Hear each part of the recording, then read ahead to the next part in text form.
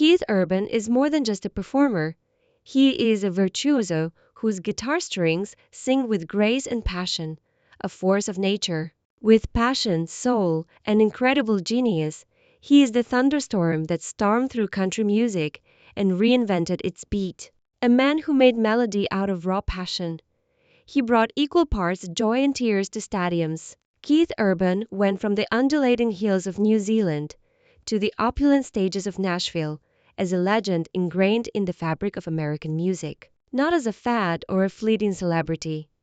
Across continents, his voice could be heard. His charisma comes naturally to him, and his talent is apparent. With Grammys under his belt and a career that pushed the limits of country music, he led the kind of life that most people can only imagine: an empire of sound and prosperity, glittering stages, and a romance with the legendary Nicole Kidman from Hollywood. He was radiant, unstoppable, and untouchable at the height of his stardom. However, Keith Urban is now approaching 60, and his life is very different from the glitzy portrayal that many people still hold. The world just sees the celebrity and the spotlight. Behind the scenes, however, is a life of turmoil, adversity, severe loss, and unhealed scars. We'll learn about the hardships he has been silently carrying for decades in this video. Unsettling incidents that could really shake you. Remember to hit like if you've ever known or admired Keith Urban. Your modest act pays homage to a remarkable talent that merits recognition. A youngster, small, sensitive, and surrounded by storms, was all that was before the world knew his name, before the accolades and recognition. On October 26, 1967, Keith Lionel Urban was born in Whangarei, New Zealand. His earliest recollections were not of praise but of perpetual uprooting, travel, changing grounds, and a quest for acceptance. The Urban family moved to Kabul, Queensland, Australia, when he was just 2 years old. Tragedy would come too soon, yet it was meant to be a new beginning. Keith, then 9 years old, looked on helplessly as his family's house caught fire. All that remained were pictures, toys, clothing, dreams, and ashes.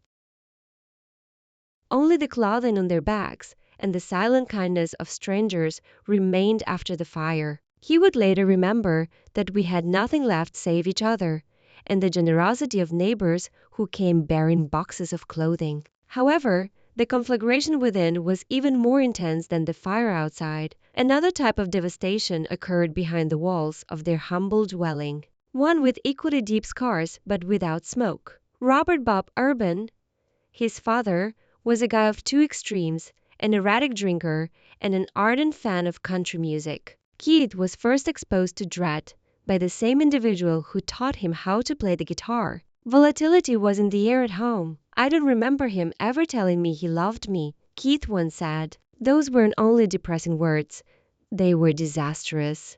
A child who yearned for love discovered only fists, rage, and silence. But there were glimmers of optimism even in the dark. Bob put a notice in his convenience store window one day looking for a guitar instructor for his son. It was an uncommon, delicate act of affection that transformed everything. Keith found Sue McCarthy, who would serve as his first mentor, thanks to the sign. Keith strummed the ukulele at the age of 4. By 6, he clutched a guitar tightly. From the start, there was no interest in music. It served as a shield. It served as a lifeline. The guitar offered him a voice in a home where quiet and mood swings were the norm. It comforted what he couldn't, and it communicated what he couldn't. He performed with local artists like Jenny Wilson and sought solace at music festivals, particularly Tamworth. He started to get honors, such as the coveted Golden Guitar, to the world. He was exceptionally talented, but there was a youngster still struggling to breathe beneath each applause. Keith played in smoky clubs and pubs as a teenager, and his parents drove him from one show to another. They were performing on stages too large for his wounded heart. He attempted to interpret the confusion. Although the applause was pleasant, the emptiness persisted. He subsequently claimed, "Music rescued me. When home didn't seem like home, it provided a place for me to go." That simple, unvarnished line sums everything well. His early years weren't merely challenging, it was disastrous. It was solitary, it was unjust, but his spirit was also molded in the fire. Keith Urban was not broken by those early years, the fire, the fists, or the forgotten hugs. They constructed him. They transformed quiet into sound, wounds into rhythm, and sorrow into poetry. The tale really starts at this point, not next to a Hollywood celebrity or on a glitzy stage, but in the smoldering remains of a childhood he was never let to experience in its whole. From young prodigy to international country icon, Keith Urban's path was not quick or simple. It was a long, grueling journey filled with resiliency, rejection, and unadulterated faith. Keith had to fight his way through a childhood of fear and fire, so his first performances were everything from glitzy. He was already performing in dusty fairgrounds and seedy bars in Queensland, Australia. At the age of 8, his small hands were holding a guitar that was larger than his body. His parents, who were still struggling emotionally and still grieving over the loss of their house, took on the role of his de facto tour managers, taking him from show to show in the hopes that perhaps, just perhaps, music would save them all. He pursued survival rather than stage lights. His brilliance was obvious by the time he was 15. He possessed the soul of someone who has lived through lifetimes and the fingers of a maestro. However, Keith's reputation was limited to small-town venues and local appreciation. Even after his early TV appearances on shows like New Faces in 1983 and his performances with vocalist Jenny Wilson that won them the famous Golden Guitar Award at Tamworth, his largest stages remained a long way off. Keith started fusing country twang with electric fire, creating a style that was all his own but difficult to categorize. After being greatly influenced by rock icons like Lindsey Buckingham and Mark Knopfler, despite his artistic strength, his peculiarity made him challenging to sell, but he continued. Outside of local circles, his 1990 debut album, which was distributed by EMI in Australia, was hardly a hit. It would have sufficed for most. Keith Urban, however, was not like other people. In order to pursue his passion in Nashville, Tennessee, he made the scary decision to leave behind his house, his safety net, and any sense of security in 1992. The move was more an act of spiritual disobedience than a simple relocation. I had no acquaintances. There was no backup plan for me. Later, he would claim that Nashville greeted him coldly. The doors did not just shut. They slammed. He composed songs for other people to sing, played guitar in the background for other performers, and swallowed his pride more times than he could remember. Although they showed promise, his band, The Ranch, which was founded in the mid-1990s, failed commercially. Long nights, continual rejection, and the lingering effects of his early traumas were all present. He once admitted, "Maybe I'm not meant to do this," which I recall thinking. He didn't stop though. He was unable to. The dream of music was over. His oxygen was it. His determination was strengthened by every empty bar he performed, every song he composed for someone else, and every unanswered call. Freedom was what he was after, not fame. He didn't release his self-titled American debut album until 1999, 7 years after moving to Nashville. And the Queensland youngster who played through anguish finally experienced the victory he had bled for when the single, But for the Grace of God, reached #1. It was more than just a win, though. It was a resurrection. And it signaled the start of a quick ascent that was fueled by a furnace of misery and an unwavering determination to keep going when everything urged him to stop. Rather than by chance, notoriety didn't come easily. Like a long-delayed promise finally fulfilled, it burst into Keith Urban's life. After years of enduring heartache and loneliness in Nashville, there was a startling change at the beginning of the millennium. Keith's debut solo album in the United States was published in 1999. He eventually established himself on the U.S. country charts with the hauntingly honest song, But for the Grace of God. It wasn't a coincidence. It was a reckoning. A new type of country star emerged as a result of the song's rise to the top of the charts. Someone who combined conventional twang with fiery guitar solos and roughness with tenderness. He didn't simply get up from there, he blew up. His song Somebody Like You topped the Billboard Hot Country Songs list in 2002 and was subsequently dubbed the decade's biggest country hit by Billboard. The sound he had carried for years, created in suffering, uncertainty, and unrelenting determination, had now caught up to the world. However, the scars remained after success. They were highlighted. Keith had to contend with the contradiction of celebrity. Millions of people love them, but they frequently feel more alone than ever. Behind the scenes, he battled imposter syndrome and the lingering effects of a history that kept telling him he wasn't good enough. Nevertheless, he continued to release albums. Be Here 2004 was a massive hit, spawning hits like Days Go By and Making Memories of Us. Keith was more than a country music performer by this point. He was changing the genre's very terrain. He attracted a wide range of listeners with his fusion of pop, rock, and country sounds, which brought him both critical and financial success. All tours were sold out. Albums achieved triple platinum status. The evenings he doubted his value, however, were not visible to the crowd. The need to constantly improve oneself and the days when old habits threatened to resurface. The awards started to come in. 13 CMA honors, 15 Academy of Country Music honors, and 4 Grammy Awards. Each one demonstrated his skill, while also serving as a reminder of the burden he bore. Keith also joined the American Idol panel during this time, serving as a judge from seasons 12 to 15. By doing so, he was able to reach a much larger audience and demonstrate not only his musical prowess but also his kindness, humor, and profound understanding of up-and-coming musicians. Keith remained remarkably human in spite of his international stardom. In subsequent interviews, he discussed candidly the surreal aspect of accomplishment. How someone might feel like the lost child from Kabul, attempting to establish himself in the middle of a crowd of lights, cameras, and applauding admirers. Keith's fame by the middle of the 2000s extended beyond his musical endeavors. It has to do with money.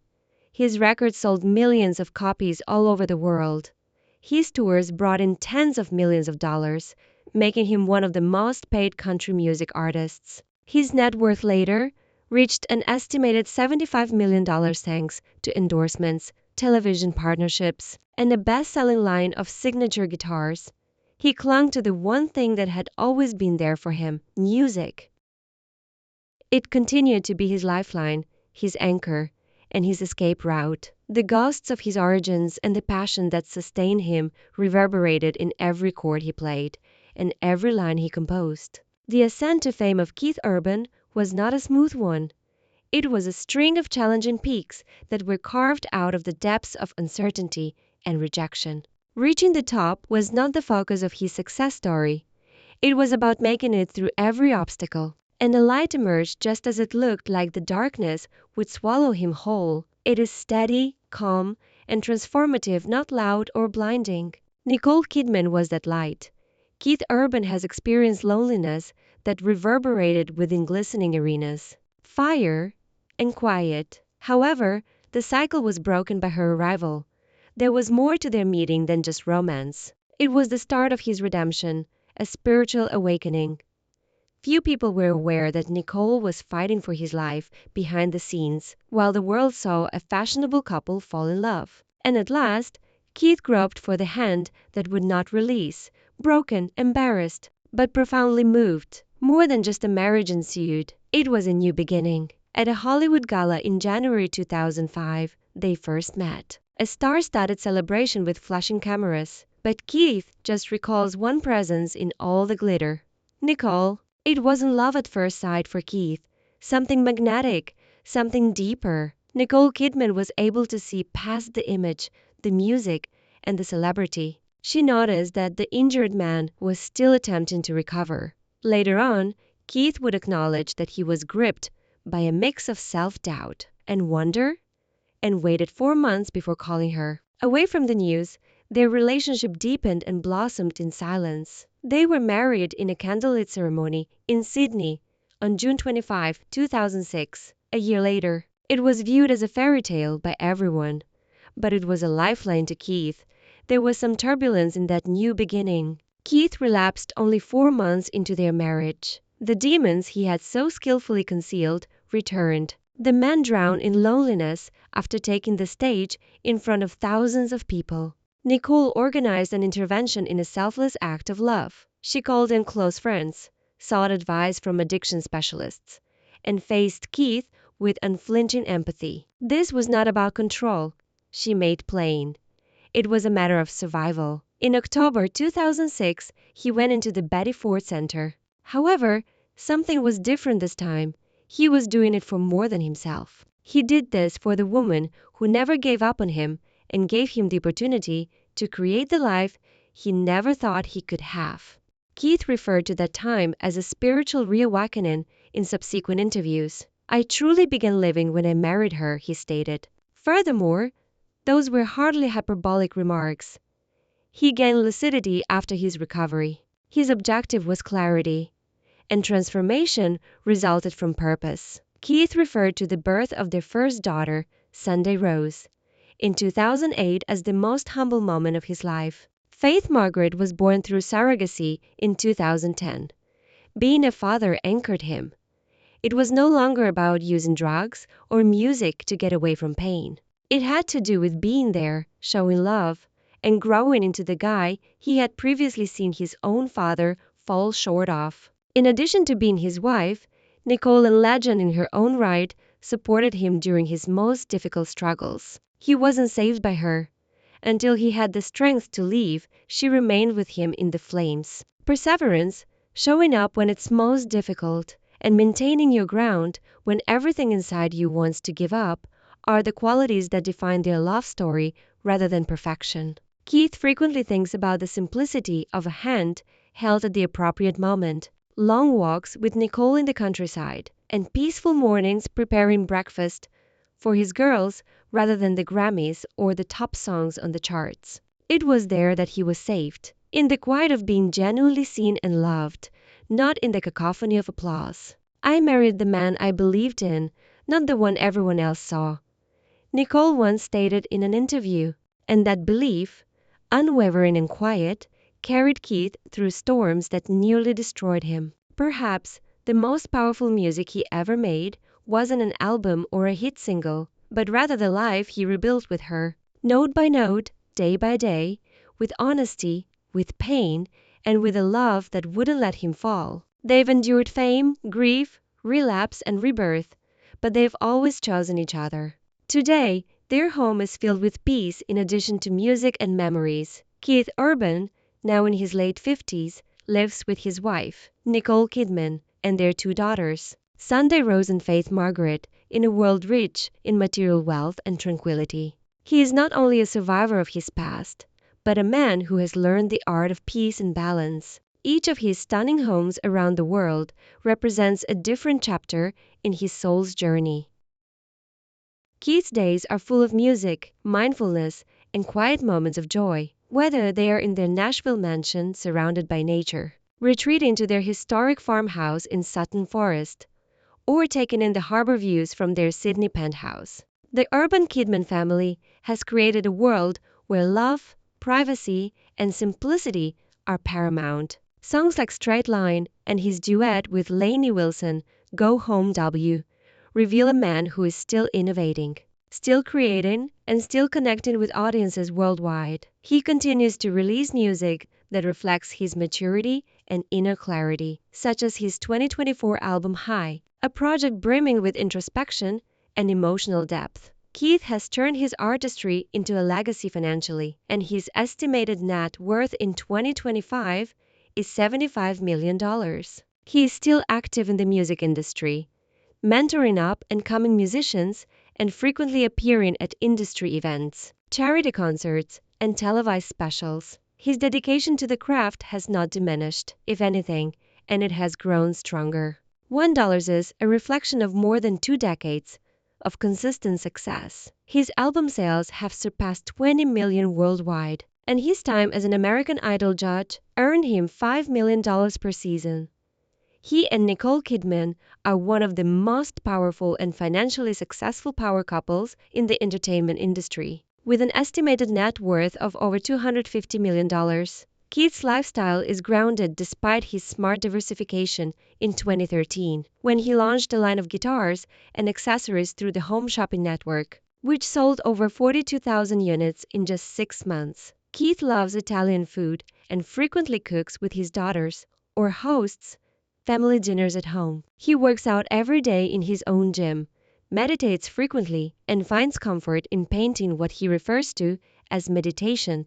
Through art, avoids all alcohol and stimulants, respecting his long-standing sobriety with quiet discipline, and his spiritual life is full of appreciation and introspection, frequently journaling, and going back to handwritten lyrics and mementos from past years.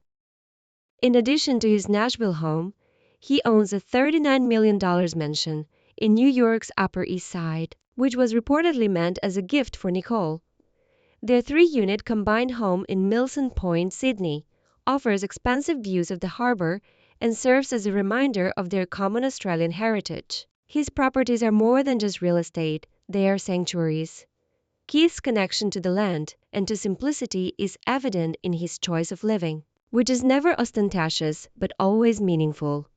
The ID couple's 110-acre Sutton Forest estate in rural Australia serves as a place to escape, heal, and recharge, while their Chelsea and Tribeca apartments in New York offer elegant urban retreats. As a testament to his desire to uplift others as he rises, the couple values giving back. And in early 2025, Keith's fan community donated over 1,200 stuffed animals to children's hospitals in his honor, continuing a tradition inspired by his own generosity. Keith also supports institutions like Thistle Farms and the Nashville Food Project. The Keith Urban of today is not just a country icon, he is a man at peace. His physical and emotional well-being have never been better. He is clean, clear, and content. He exemplifies the unique blend of fame and humility. Instead of avoiding his pain, he embraces it as a part of his truth, which informs every note he plays and every lyric he writes. In a world that values noise, Keith Urban has discovered beauty in silence.